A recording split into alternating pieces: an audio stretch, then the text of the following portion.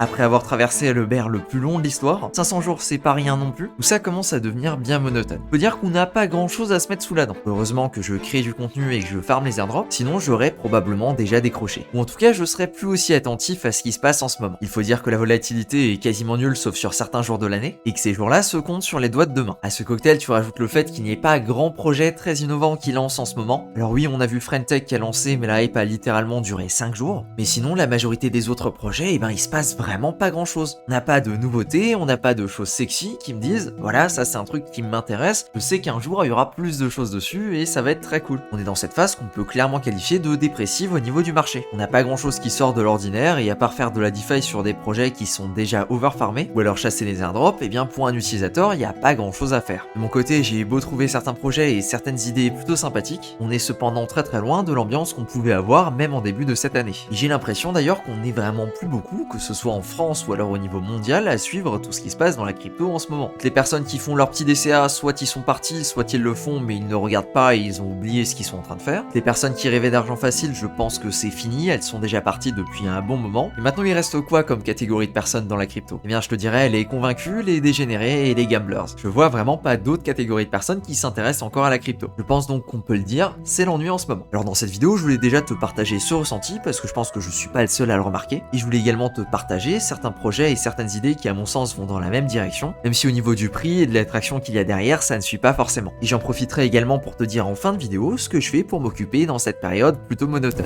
Et étonnamment, le premier projet que je peux te montrer, c'est un petit jeu. Alors tu te rappelleras peut-être parce que j'en ai déjà parlé dans une vidéo, c'était en bêta, et maintenant le jeu est sorti, il est live, il est directement sur Phantom, et ce jeu là il s'appelle S4. C'est un des rares jeux crypto qui est 100% sur la blockchain. Alors qu'est-ce que je veux dire par là? C'est tout simplement que le jeu peut être joué à 100% sur le back-end. C'est-à-dire que juste en interagissant avec les smart contracts, tu vas pouvoir jouer. Évidemment, il y a quand même une interface pour que ce soit plus sympa, mais théoriquement, on pourrait jouer uniquement sur le back-end. Alors pour te montrer un peu à quoi ça ressemble, là tu peux voir mon personnage. Donc ça va faire 2-3 jours que j'ai commencé à jouer. Mon personnage, en ce moment, je suis en train de lui faire gagner de l'XP pour devenir mineur. Et pour le coup, il y a plein de skills différents que tu vas pouvoir retrouver juste ici. Et en fonction de ton niveau et de tes ressources, tu vas pouvoir réaliser différentes actions. Par exemple là, si je vais dans Smithing, ce qui est du coup faire chauffer différents minerais pour choper des barres qui sont utiles pour crafter différents items, et bien là par exemple je vais vouloir crafter des bronze bars. Pour pouvoir les crafter, il va me falloir du copper ore et du tin ore, et comme tu peux voir j'en ai déjà du copper, mais du tin j'en ai pas du tout. Pour le coup j'avais anticipé ça, et juste ici j'ai une mission que j'avais donnée à mon personnage, c'est d'aller récolter du tin. Je vais donc cliquer sur loot, et ça va venir récupérer le résultat des actions que j'avais lancées hier. Alors c'est rien de particulier, c'est une simple transaction sur Phantom, ici ça va me coûter 2 cents.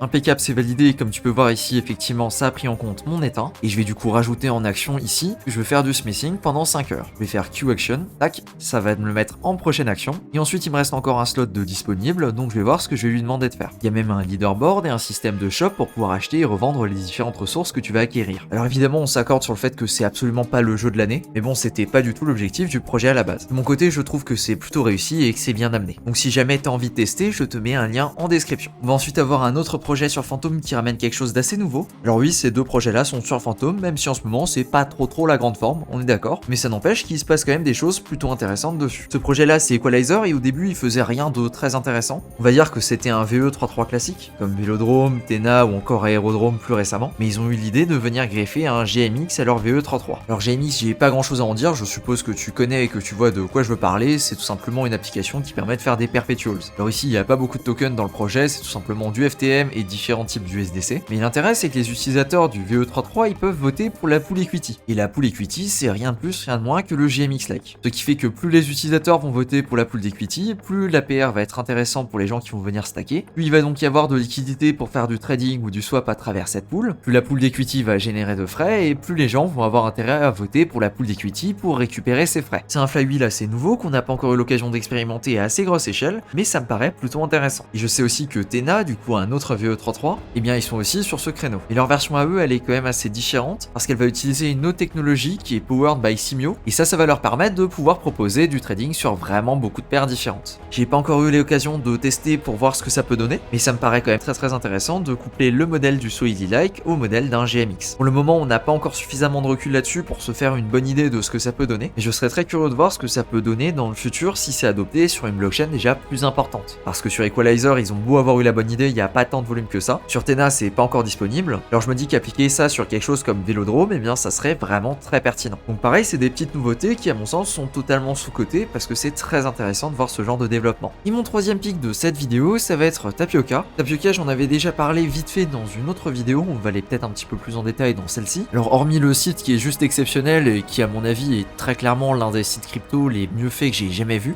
Vraiment, c'est exceptionnel ce qu'ils ont fait, j'adore. Ce qui est encore plus pertinent, c'est ce qu'on va pouvoir faire avec. L'objectif de Tapioca, c'est de réunir la liquidité. Comme tu le sais, on a de plus en plus de blockchains et du coup, la liquidité des utilisateurs, eh bien, elle est diversifiée sur toutes ces blockchains différentes. On peut même dire qu'elle est fragmentée. L'objectif de Tapioca, du coup, c'est d'avoir une application omnichain qui permet à n'importe qui de venir déposer ou emprunter via Tapioca. Et ce, peu importe la blockchain de l'utilisateur, tant qu'elle est compatible avec Layer 0. C'est donc pour ça qu'on va retrouver la fonctionnalité téléport qui permet tout simplement de bridger en utilisant Layer 0. Et à l'heure actuelle, la version que tu as sous les yeux, c'est la version testnet. L'autre particularité du projet, c'est de vouloir mettre en avant l'USDO qui serait un stablecoin basé là-dessus. Du coup, les utilisateurs peuvent emprunter de l'USDO contre leurs différentes positions. Et ça, c'est juste quelques-uns des projets qui existent et auxquels je m'intéresse. En réalité, il y en a probablement beaucoup plus qui sont très intéressants, mais qui passent encore sous les radars. Donc quoi qu'on en dise, même si on a l'impression qu'il ne se passe pas grand-chose en ce moment, les builders et les développeurs sont toujours là et il y a toujours des nouveautés qui débarquent. Même si ce ne sont pas toujours les nouveautés qu'on attendrait, il y a toujours des évolutions. Et tout ça ne s'arrête pas, même si le marché est très plat en ce moment. Concernant mes activités du moment, je suis en train de ramp up mon activité au niveau des airdrops. Parce qu'effectivement, c'est pas mal d'avoir un très bon classement sur les différents Dune Analytics pour pas mal d'airdrops, mais une fois que tu as touché le top 1%, il n'y a pas vraiment grand chose à faire de plus. Du coup, au lieu de construire toujours plus haut ma tour, parce que la gravité a toujours raison et que plus tu construis haut, plus c'est difficile de construire plus haut, eh bien à la place, je suis en train de construire d'autres tours juste à côté, sans pour autant qu'elles ne soient reliées. J'en profite notamment parce que j'ai du capital qui dort et je me dis que c'est worth it de tenter ce genre de choses, et ce quitte à prendre le risque de dépenser mes frais dans le vent. Du coup, en ce moment, je suis vraiment en train de passer pas mal de temps là-dessus, surtout au niveau des optimisations et du tracking. Parce que gérer 1-2 wallets, voilà, ça va, c'est pas bien compliqué, et si t'as une bonne mémoire, t'as même pas besoin de vraiment avoir des outils de tracking. Mais quand tu commences à augmenter les chiffres, c'est pas vraiment la même chose, notamment au niveau des précautions que tu dois prendre, et aussi au niveau du suivi de ces wallets, car on a très vite fait de se perdre si on fait pas attention. Donc voilà, c'est vraiment mon activité du moment. Et au fur et à mesure que j'optimise ça, j'en profite pour tout noter sur un Notion. Ce sera du coup la prochaine feuille de triche. Au niveau des airdrops, tu l'auras compris, pour le moment, il n'y a pas 50 000 nouveautés à noter. Les seules choses que je pourrais mentionner ici, de plus que évidemment Layer 0, ZK Syncera, etc., eh bien c'est Venom auquel je participe, même si je n'y crois pas plus que ça. Et depuis aujourd'hui pour moi, du coup, il y a 1 ou 2 jours pour toi. Il y a toutes les quêtes qui sont finalement disponibles sur le testnet, donc si ça fait un petit moment que t'as pas checké, eh bien c'est peut-être le moment d'aller réaliser ça. Là où je pense pas qu'on va être sur l'airdrop du siècle, au niveau temps à investir, on est vraiment sur quelque chose de très faible, donc pour moi ça vaut le coup. Je dirais qu'on est à peu près à 2 à 3 minutes par quête. Du coup, si t'as une demi-heure qui traîne et que tu sais pas trop quoi faire, ben hésite pas à passer par là. Il y a un autre projet dont je voulais encore parler, c'est Sokey. Sokey qui annonce une levée de fonds à 20 millions de dollars. Et Sokey, il y a de bonnes chances que tu l'aies déjà utilisé sans même le savoir. C'est la technologie qui est derrière Bungie, Jumper ou encore le bridge de Layer 3. Sans compter toutes les autres petites applications à droite à gauche qui l'utilisent également. Et fun fact d'ailleurs, quand tu utilises Bungie ou Jumper, sachant que ce sont des agrégateurs, eh bien tu peux également décider de faire passer ta transaction par le bridge de chez Stargate, ce qui te permet de faire d'une pierre deux coups. Et voilà, je pense qu'on est à jour sur tout ce que j'avais à dire. Merci à toi de ton attention sur cette vidéo et sur ce, je te dis à plus pour une prochaine.